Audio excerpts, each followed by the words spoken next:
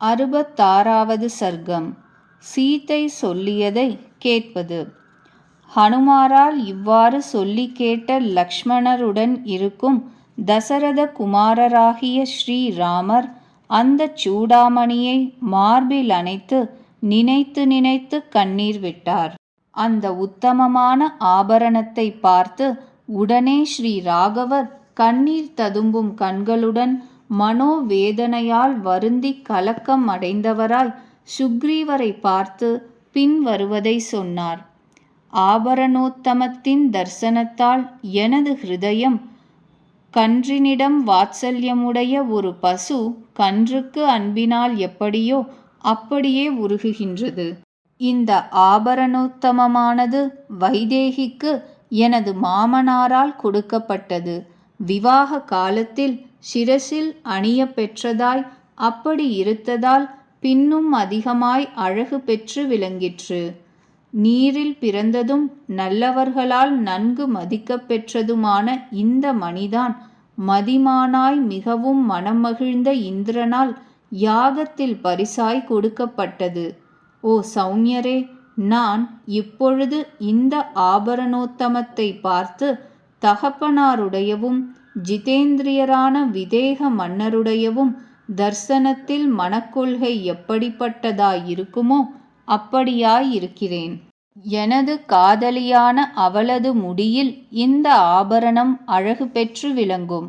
நான் இப்பொழுது இதனுடைய தரிசனத்தால் அவளையே அடைந்தது போல் எண்ணுகிறேன்.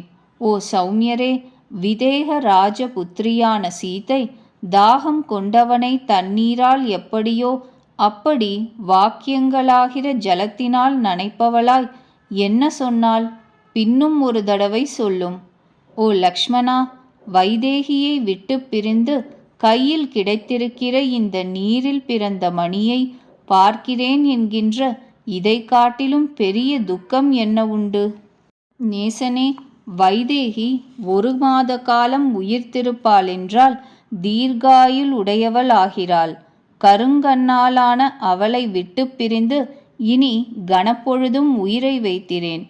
எனது மனைவி எங்கு காணப்பட்டாலோ அந்த இடத்திற்கு என்னையும் அழைத்து கொண்டு போய்விடு. தற்கால விருத்தாந்தத்தை தெரிந்து கொண்டும் கணப்பொழுதும் கூட காலஹரணம் செய்யேன். நுண்ணிடையாளாகிய எனது அந்த கற்புள்ள மனைவி எந்த வேளையும் பயமுறுத்தி வருகின்ற கோரமான அரக்கர்களின் இடையில் நடுநடுங்கியவளாய் என்ன பாடுபடுகிறாளோ? அவளுடைய முகம் அரக்கர்களால் மறைக்கப்பட்டதாய் சரத்காலத்து மங்களில்லாத சந்திரன் மேகங்களால் எப்படியோ அப்படி சோபையற்றிருக்குமே. ஹனுமானே, சீதை யாது சொன்னாள்? ஏற்ற குறைவின்றி எனக்கு சொல்லும். நோயிற்பட்டவன் மருந்தை கொண்டு எப்படியோ அப்படி இப்பொழுது இதை கொண்டுதானே நான் தரிக்க வேண்டும்.